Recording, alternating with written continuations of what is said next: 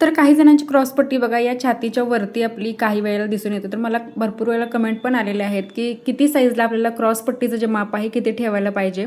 तर आजच्या व्हिडिओमध्ये आपण 3 पीस प्रिन्सेस कटला क्रॉसपट्टी साईजनुसार कशी ठेवायची तर ते बघणार आहोत। सो व्हिडिओ जो आहे एकदम शेवटपर्यंत बघा। आता इथे मी साईज घेणार आहे। तर सगळ्यात आधी आपल्याला लहान साईज इथे घ्यायचे आहेत। आता लहान साईजमध्ये कोणती साईज येते बघा, 28, 30, 32 ह्या ज्या आहेत तर त्या लहान साईज आहेत। आणि या साईजला काय होतं, छातीचं जे पोर्शन आहे ते थोडं कमी असतं, त्यामुळे आपल्याला क्रॉसपट्टीचं जे माप आपल्याला इथं आहे ते क्रॉसपट्टी 3 आणि 2.5 इंच घ्यायची आहे। म्हणजे क्रॉसपट्टी आपल्याला इथं जास्त घ्यायची आहे, तुम्ही 3.5 आणि 3 इंच सुद्धा घेऊ शकता। तर लहान साईजला आपल्याला कधीही क्रॉसपट्टीचं जे माप आहे कटोरीला किंवा 3 पीस प्रिन्सेस कटला तर ते जास्त घ्यायचं आहे, आणि मोठ्या साईजला ते आपल्याला क्रॉसपट्टीचं जे माप आहे तर ते कमी घ्यायचं आहे। तर बऱ्याच वेळेला काय होतं, जर तुम्हाला अंगावरचं मेजरमेंट घेऊन ब्लाऊज जर शिवायचा असेल तर आपल्याला लक्षात येत नाही की क्रॉसपट्टी आपल्याला किती घ्यायची आहे किंवा काय घ्यायची आहे। जर क्लायंटने एखाद्या वेळेस तुम्हाला सांगितलं की आम्हाला 3 पीस प्रिन्सेस कट पाहिजे आहे किंवा कटोरी ब्लाऊज पाहिजे आहे, तर आपण इझिली कटोरीचं वगैरे माप काढू शकतो किंवा पूर्ण बॉडी मेजरमेंट घेऊ शकतो। पण क्रॉसपट्टीचं माप आपल्याला घेतात त्यावेळी येत नाही। सो आपल्याला काय करायचं आहे बघा, इथे मी तुम्हाला चार्ट दिलेला आहे लिहून, त्या हिशोबाने तुम्ही जे मेजरमेंटनुसार तुम्ही क्रॉसपट्टीचं जे माप आहे तर ते घेऊ शकता। म्हणजे 28, 30 आणि 32 साईजला तुम्ही कटोरीला किंवा प्रिन्सेस कट ब्लाऊजला क्रॉसपट्टी जी आहे तर ते 3 आणि 2.5 घेऊ शकता किंवा 3.5 आणि 2.5 घेऊ शकता।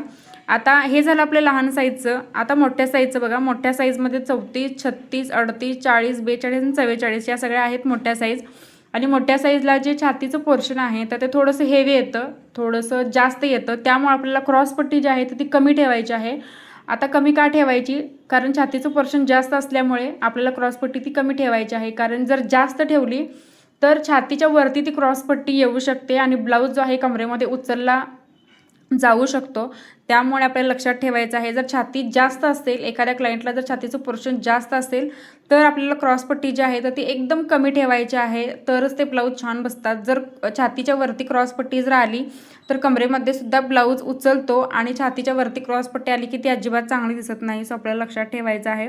तुम्हाला तर मी चार्ट लिहून दिलेला आहे, तर तुम्ही अंगावरचं मेजरमेंट घेऊन जर ब्लाऊज शिवत असाल तर क्रॉसपट्टीचं जे माप आहे मी सांगितल्यानुसार तुम्ही एकदा घेऊन बघा आणि मला कमेंट करून सांगा की तुम्हाला तुमचं जे ब्लाऊजचं फिटिंग आहे तर ते कसं बसलं। तर मला भरपूर याच्यावरती सुद्धा कमेंट येत होत्या की क्रॉसपट्टीचं जे माप आहे 3 पीस प्रिन्सेस कटला किंवा कटोरीला आपल्याला कशा पद्धतीनं घ्यायचं आहे।